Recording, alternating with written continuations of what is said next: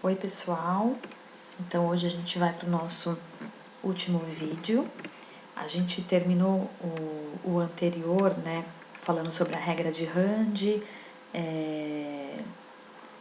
e distribuindo os elétrons, né, do último subnível, né, preenchido de acordo com o diagrama de Linus-Pauling, respeitando, né, a regra de Rand, que determina que os elétrons eles precisam ocupar, um elétron ocupa cada orbital no mesmo sentido, com o mesmo spin, para que o átomo fique no seu estado de menor energia, e a partir do momento que a gente precisa preencher com mais elétrons o mesmo orbital, esse outro elétron que a gente coloca ali, ele tem que ter um spin oposto para que diminua a repulsão entre eles.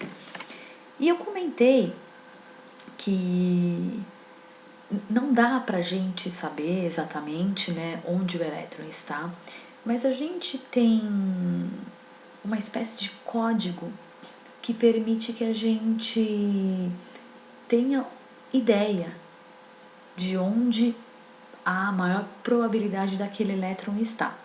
Assim como a gente tem, e eu acho que eu falei isso no vídeo anterior, números para indicar onde fica a nossa casa, existe o CEP, existe o número da nossa casa, existem números que permitem que a gente tenha essa ideia de onde o elétron esteja.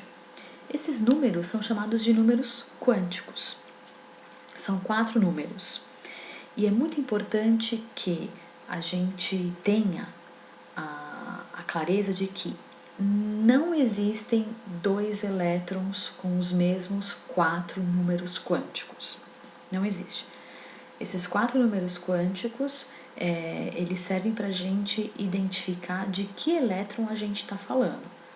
Pode ser que 2 elétrons tenham 3 números quânticos iguais, mas não 4. Um dos números quânticos obrigatoriamente tem que ser diferente, tá? Esses números quânticos, eles são chamados de principal, que é esse primeiro aqui, ele é representado pela letra N, e ele indica pra gente o nível de energia daquele elétron que a gente está falando. Se ele está na camada 1, se ele está na camada 2, na camada 3 e por aí vai. Existe um número quântico secundário ou azimutal, ele indica a forma do orbital do elétron que a gente está falando. Então, ele representa o subnível, de forma bem prática. E a gente está falando de números, né? Então, o número quântico principal, ele vai ter um número. Camada 1, o número 1. Camada 2, o número 2. E por aí vai. O número quântico secundário, a gente vai atribuir números 0 para o subnível S, 1 para o subnível P, 2 para o subnível D, 3 para o subnível F e por aí vai. Então, se o elétron que a gente está estudando estiver no subnível S, ele vai ter como número quântico secundário 0. Se ele estiver no subnível P, ele vai ter como número quântico secundário 1 e por aí vai. Existe o número quântico magnético, que indica a orientação do orbital no espaço. Ele está relacionado com os eixos do plano cartesiano. E ele vai de menos L, lembra que L é a letra que representa o número quântico secundário?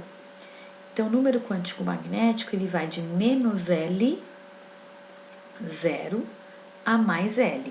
Vocês já vão entender do que eu estou falando, tá?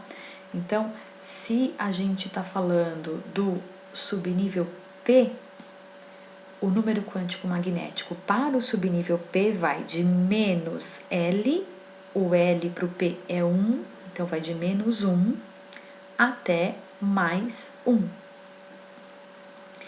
E existe o número quântico magnético de spin, que determina para qual direção o elétron está girando. E aí é uma questão de convenção, tá? A gente atribui mais meio ou menos meio, porque ou a gente coloca a seta para cima ou a seta para baixo. E aí é uma convenção nossa, tá? A maioria dos autores trabalha dessa forma, mas tem autores que trabalham da forma contrária. Se a nossa setinha estiver para cima, a gente vai atribuir o mais meio. Se a nossa seta estiver para baixo, a gente atribui menos meio. Tem autores que fazem o contrário, mas você vai perceber isso facilmente. Pode estar parecendo um pouco confuso, mas a gente vai fazer alguns exemplos e eu acho que vai ficar mais claro. Vamos retomar para o número quântico magnético, né? Então, ó, ele depende do número quântico secundário, que é o que representa os subníveis. Então, se a gente estiver falando do subnível S, só tem um orbital lá. Então, a gente vai ter só um número quântico magnético, que é 0. O subnível P tem 3 orbitais.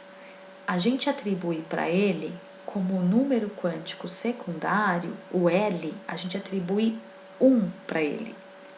Então, cada quadradinho vai representar um número quântico magnético, vai representar uma orientação no espaço. Esse primeiro quadradinho vai ser o -1. O quadradinho do meio sempre vai ser 0. E o primeiro quadradinho à direita vai ser +1, porque vai do -L até o mais L. Subnível D tem 5 orbitais. E ele tem como número quântico secundário, o L, o número dele é 2. Então, para o número quântico magnético, a gente vai ter do -2, do -L, para o +2, o mais L. Sempre os negativos do nosso lado esquerdo. O meio sempre 0. E positivo do nosso lado direito. Então, -2, -1, 0, +1, +2. Raciocínio parecido para o subnível F, que vai do -L, que é 3 para o F, então do -3 para o +3. Negativos à esquerda, -3, -2, -1, 0 no meio, +1, +2, +3. Vamos lá, vamos aplicar? Então, vamos falar do cloro. Número atômico 17, se ele é neutro, ele também tem 17 elétrons. E aqui está a configuração eletrônica dele. Eu mencionei para vocês nos vídeos anteriores que a gente vai ter números quânticos para todos eles. A gente tem como distribuir em orbitais todos esses elétrons, mas daria um trabalho enorme e não é necessário. Então, o que a gente faz? A gente olha para o último elétron que a gente preencheu, o último. Sabendo a localização dele, sabendo os 4 números quânticos dele, a gente consegue determinar quantos elétrons esse átomo tem ao todo. Vamos ver. Então, ó, a camada de valência do cloro é a terceira.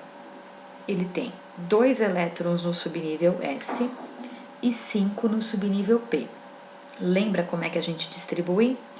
Setinha para cima, então, primeiro elétron, o segundo tem que estar no outro orbital, no mesmo sentido, o outro elétron no outro orbital, no mesmo sentido. Agora a gente vai ter que preencher o mesmo orbital, porque a gente não tem mais orbital vazio.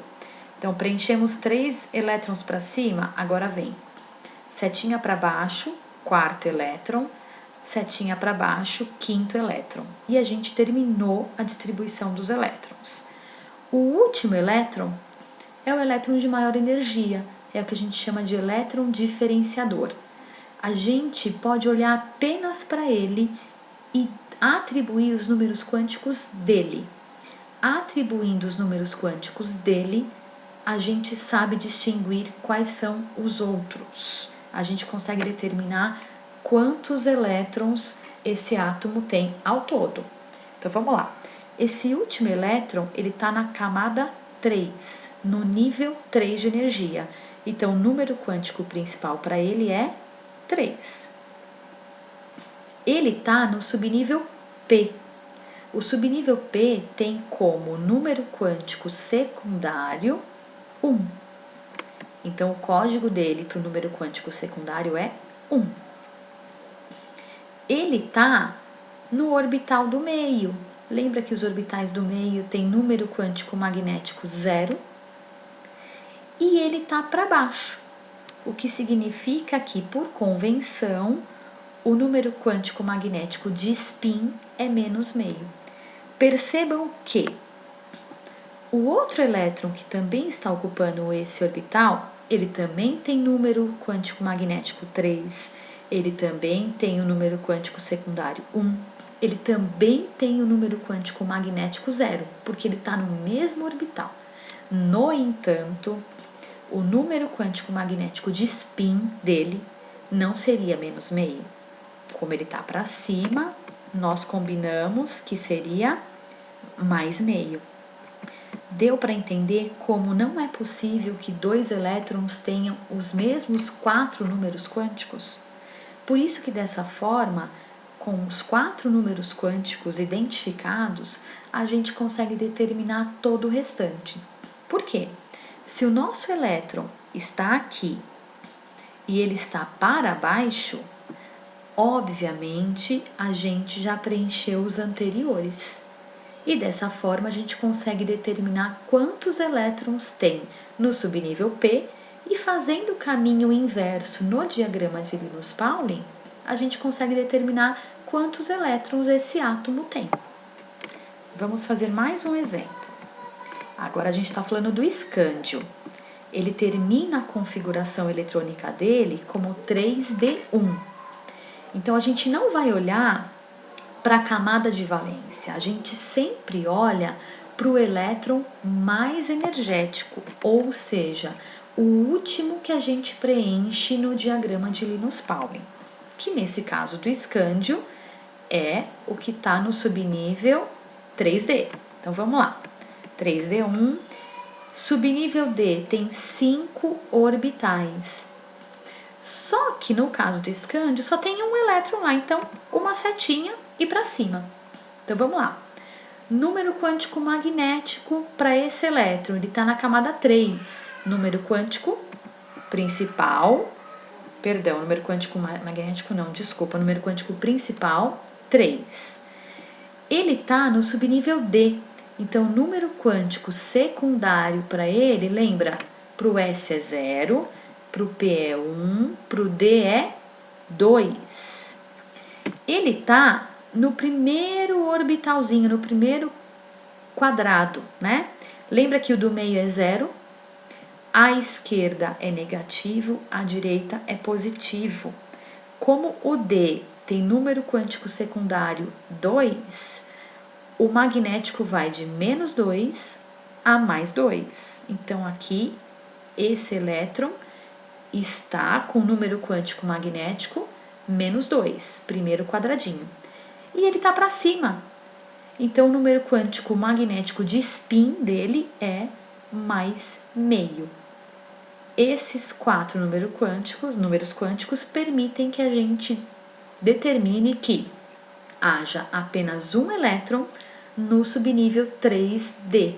Se tem só um elétron no subnível 3D, para chegar até aqui, ele teve que preencher o 4s2, o 3p6, o 3s2, 2p6, 2s2, 1s2. Percebe? E aí a gente consegue determinar quantos elétrons tem no total, caso a gente não soubesse. Segundo exemplo, ferro. Ele termina a distribuição eletrônica dele como 3d6. Então, o nosso elétron diferenciador, o de maior energia, está de novo no subnível 3D. Então, vamos lá. 5 orbitais, vamos preencher. 1 elétron, 2 elétrons, 3 elétrons, 4 elétrons, 5 elétrons, todos com o mesmo spin, todos girando na mesma direção. Só que eu preciso introduzir mais um elétron e ele vai ter que entrar em um orbital que já está ocupado. E eu coloquei ele em vermelhinho só para distinguir. Preenchemos os 6 elétrons e esse último é o de maior energia, foi o último a ser preenchido. Ele está na camada 3, então o número quântico principal para ele é 3.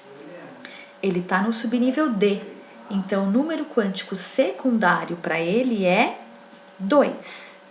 Ele está novamente no primeiro orbital. Então, o número quântico magnético dele é menos 2. Mas, ao contrário do escândio, ele está girando em sentido oposto. Então, o número quântico magnético dele é menos meio. Sabendo que ele está para baixo, obviamente, todos os anteriores, né, estavam para cima. Então, a gente consegue determinar que, além dele, existem, né, mais 5 elétrons aqui, o que significa que no subnível 3D há 6 elétrons. E, portanto, antes dele foi preenchido o 4s, o 3p e por aí vai. E aí a gente consegue determinar quantos elétrons esse átomo tem. Último exemplo. O neônio, ele termina a configuração eletrônica dele em 2p6. Então, vamos lá. Subnível P tem 3 orbitais. Então, a gente preenche 1 elétron, 2 elétrons, 3 elétrons. 4 elétrons, 5 elétrons, 6º elétron. O último elétron está aqui no terceiro orbital. Então, vamos lá. Esse elétron, que é o de maior energia, ele está na camada 2. Então, o número quântico principal para ele é 2. Ele está no subnível P. Então, o número quântico magnético dele é 1. Lembra que é 0 para o S, 1 para o P, 2 para o D, 3 para o F? Ele está no orbital à direita, então é positivo. Como o subnível P tem número quântico secundário 1, o magnético vai de menos 1 a mais 1. Como esse elétron está aqui, o número quântico magnético dele é mais 1. E ele está para baixo, o que significa que o número quântico magnético de spin dele é menos meio. Espero que vocês tenham entendido. Eu vou deixar alguns exercícios para a gente treinar. Caso haja alguma dúvida, não deixe de esclarecer ou de forma síncrona no nosso horário de atendimento ou pelo fórum de dúvidas a qualquer momento. Um abraço e até mais!